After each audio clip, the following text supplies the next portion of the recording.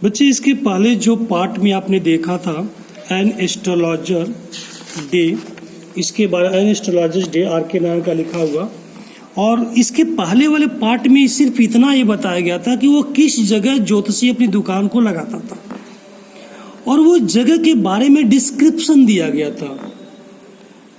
अब इसके बाद आपको ये पढ़ना है कि अब आगे चलकर क्या होता है। तो देखेंगे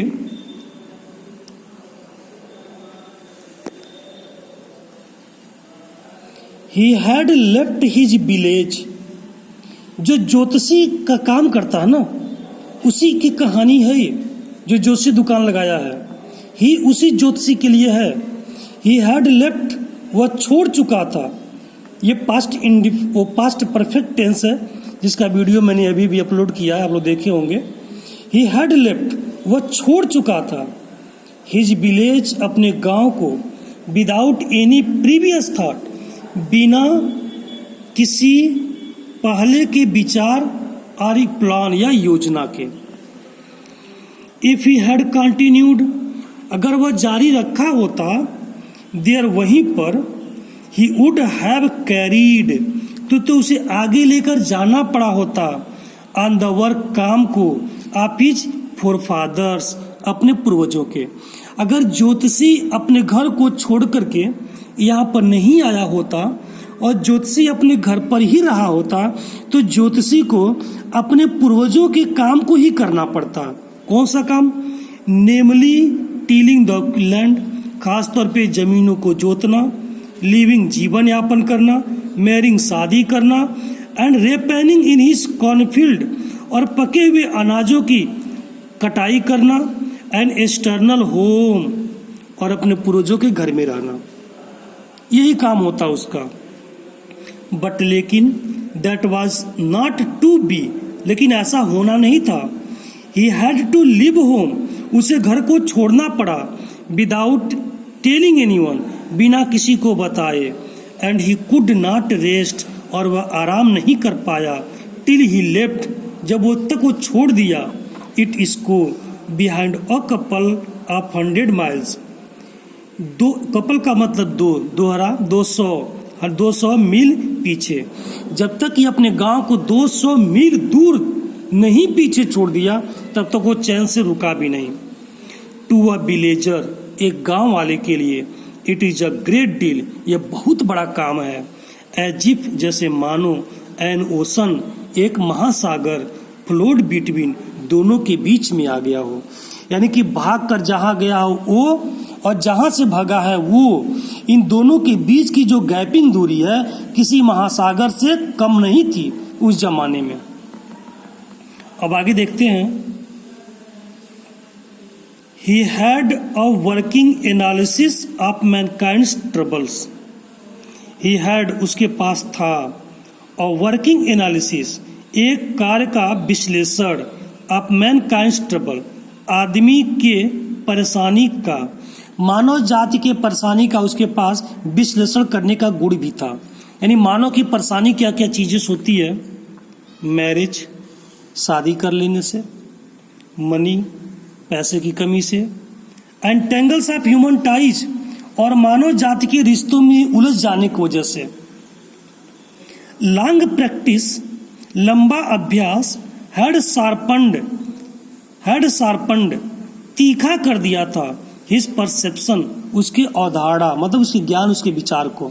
काफ़ी लंबे समय से करने की वजह से धीरे धीरे उसको अपने क्लाइंट, अपने ग्राहकों की बातों का जवाब देने का पूरा अच्छी तरीके से ज्ञान प्राप्त हो चुका था। और शायद इसको ये भी प्राप्त हो चुका था ज्ञान कि किस तरीके से इसको ग्राहकों को रिझाना है, क्या क्या समस्याएं इनकी हो सकती है। इसके बारे में पहले ही इस विषय पर PhD अपने आप में कर लिया था। विद इन 5 मिनट्स, 5 मिनट में, ही अंडरस्टूड, वह समझ जाता था, व्हाट वाज रॉन्ग, कि क्या गलत था। ही चार्ज्ड, वह लेता था, 3 पाइस, 3 पैसा, पर क्वेश्चन, प्रत्येक प्रश्न का। अगर ग्राहक एक प्रश्न पूछेगा तो उसका जवाब देने से पहले 3 पैसा ही लेता था ज्योतिषी। नेवर ओपन्ड, कभी नहीं खोलता था, हिज माउथ, अपने मुंह को, टिल द अदर, जब तक कि सामने वाला, हैड स्पोकन, बोल न दे फॉर एटलीस्ट 10 मिनट्स, कम से कम 10 मिनट। सामने वाला जब तक 10 मिनट न बोल दे, यानी ग्राहक अपनी सारी परेशानियां 10 मिनट में बताता था और ज्योतिषी चुपचाप सुनता था, और इन्हीं 10 मिनट में बोले गए उनके जीवा के द्वारा इनकी सारी परेशानियां गिना करके और उनसे पैसा लेता था। विच प्रोवाइडेड हिम, जो उसको उपलब्ध करा देती थी, विथ एनफ स्टफ, पदार्थ material for a dozen answer, 1 दर्जन सवालों के जवाब देने के लिए, एंड एडवाइसेस, और सलाह देने के लिए।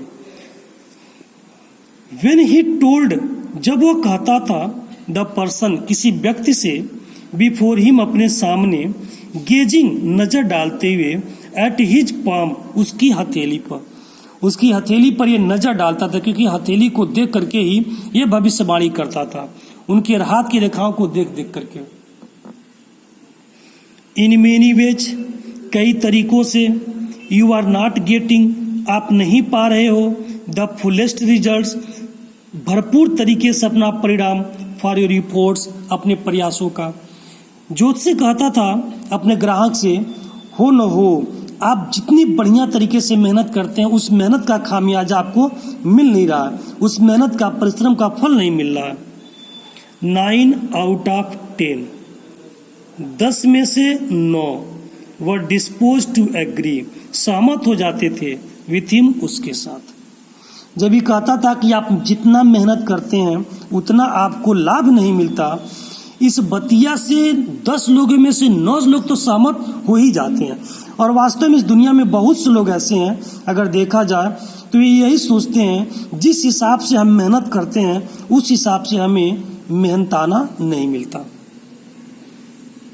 और अथवा ही क्वेश्चनड, वह प्रश्न करता था, इज देयर एनी वुमन, क्या कोई औरत है, इन योर फैमिली, आपके परिवार में, may be even a distant relative, वह दूर की, वह एक दूर की रिश्तेदार भी हो सकती है, हु इज नॉट, जो नहीं है, वेल डिस्पोज टू यू, आपके प्रति बेहतर व्यवहार वाली।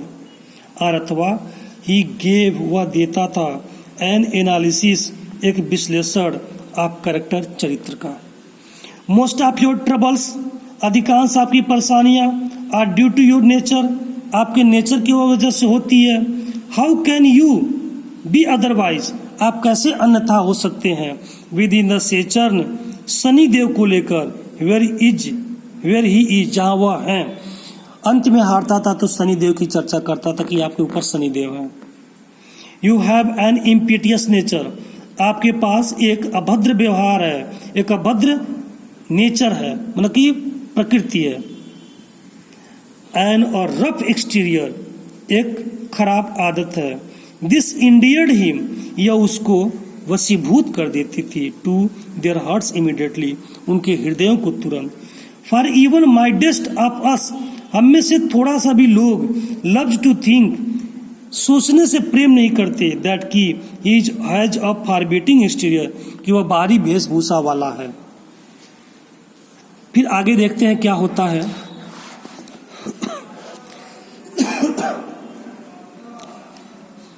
The vendor, the nut vendor, मूंगफली विक्रेता, ब्लू आउट हिज फ्लेयर, अपनी लौ को बुझा दिया, and rose to go home, और घर जाने के लिए उठ गया। आपको पता है कि ज्योतिषी के पास अपनी खुद की रोशनी नहीं थी दुकान चलाने के लिए, तो बगल में जो मूंगफली बेचता था उस मूंगफली वाले की रोशनी में अपनी दुकान चलाता था। तो मूंगफली वाला अपनी लाइट बुझा दिया अपनी दुकान को बंद करने के लिए, तो साफ जाहिर है ज्योतिषी को भी अब अपनी दुकान बंद करनी पड़ेगी। दिस वाज अ सिग्नल, यह संकेत था, फॉर द एस्ट्रोलॉजर, ज्योतिषी के लिए, टू बंडल अप, टू बोरिया बिस्तर बांधने के लिए। अब ज्योतिषी को भी बंडल बोरिया यानी बोरिया बिस्तर बांधना है। Since it left him in darkness, क्योंकि इन्हें अब अंधेरे में छोड़ दिया, except for a little soft of green, सिवाय एक छोटी हल्की रोशनी, हरे रंग की रोशनी, विच स्ट्रेड, जो भटक के आती थी, इन फ्रॉम समवेयर, कहीं से, एंड टच द ग्राउंड, और भूमि को छूती थी बिफोर हिम, उनके सामने।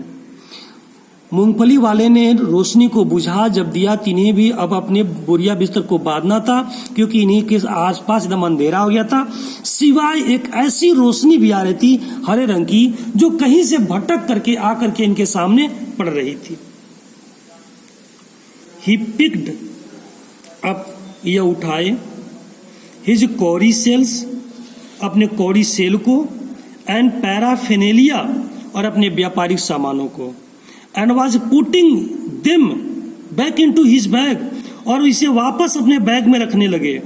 वेन द ग्रीन शाफ्ट, तभी हरी शाफ्ट ऑफ लाइट, हल्की सी रोशनी, वॉज ब्लॉटेड आउट, बुझ गई।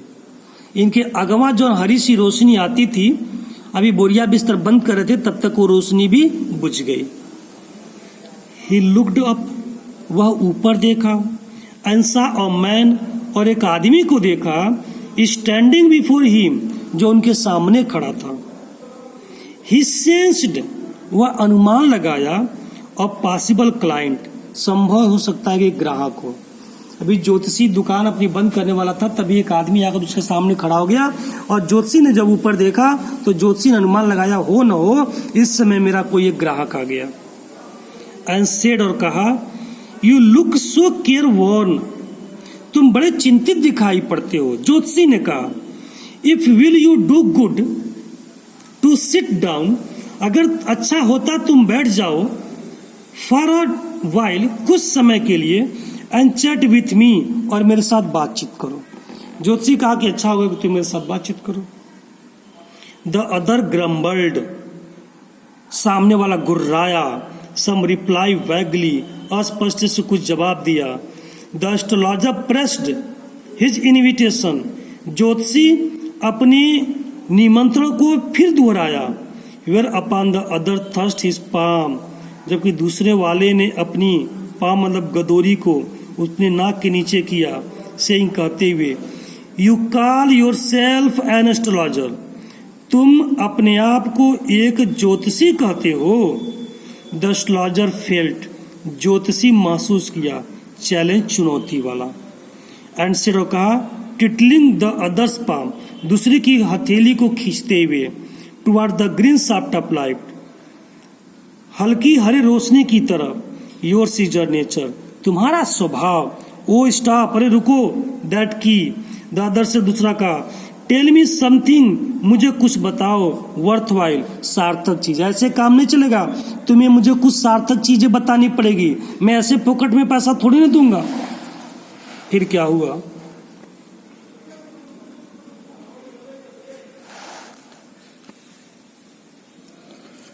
आवर फील्ड पिक्ड, हमारा साथी क्रोधित हो उठा। आई चार्ज ओनली 3 पाइस, मैं केवल 3 पैसे चार्ज करता हूं, मतलब लेता हूं, पर क्वेश्चन, प्रत्येक प्रश्न पर। And what you get out to be good enough for your money, और ये तुम्हारे पैसे के लिए बहुत ही उपयोगी साबित होगा, पर्याप्त होगा। एट दिस इस पर द अदर विड्रू, सामने वाला ने खींच लिया हिज आर्म, अपनी बाह को, टूक आउट एन आना, और एक आना निकाला, and flung it to out to him, और उसके तरफ उछालते हुए, सेइंग, कहा, आई हैव सम क्वेश्चंस, मेरे पास कुछ प्रश्न है, टू आस्क, पूछने के लिए। इफ आई प्रूव, अगर मैंने साबित कर दिया, यू आर बफलिंग, कि तुम धोखा दे रहे हो, मतलब झूठ बोल रहे हो, यू मस्ट रिटर्न, तुम्हें वापस करना पड़ेगा, दैट आना, उस आना को, टू मी, मुझे, विथ इंटरेस्ट, ब्याज के साथ। If you find my answer satisfactory, अगर तुम मेरे जवाबों को संतोषजनक पा गए, विल यू गिव मी 5 रुपये, तो 5 रुपया दोगे? नो, नहीं। और विल यू गिव मी 8 आना, तो 8 आना दोगे? अब सौदेबाजी चल रही है। ज्योतिषी कहा कि मैं तुम्हारे प्रश्नों का जवाब तो दूंगा जरूर, लेकिन एक जवाब पर मैं 3 पैसा लेता हूँ। तो 1 आना निकाल करके दिया, कहा 1 आना ले लो, लेकिन एक बात जान लो, अगर तुम्हारा जवाब जो झूठा साबित हुआ ना, तो मैं ब्याज सहित लूंगा। ते कहा, ठीक है, एक चीज बताओ, अगर तुम मेरे जवाब को संतोषजनक पा गए, यानी ठीक ठाक मैंने जवाब दे दिया, तो 5 रुपया दोगे? वो कहा नहीं। ते कहा, ठीक है, 98 दोगे? मेरे बच्चे, अब यहीं पर इतना तक छोड़ देते हैं, अब इसके आगे की कहानी आपको अगले पार्ट में मिलेगी।